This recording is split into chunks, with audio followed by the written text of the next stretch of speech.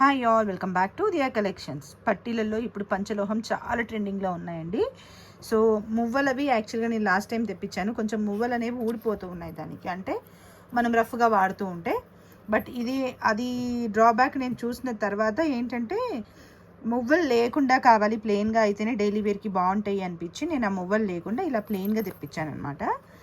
So limited stock, only 5 pieces మాత్రమే ఉన్నాయి. చూడండి, లిమిటెడ్ స్టాక్ మాత్రమే వచ్చింది. వెండర్స్ దగ్గర కూడా ఎక్కువ తక్కువ లేవు, బాగా రన్నింగ్ కాబట్టి.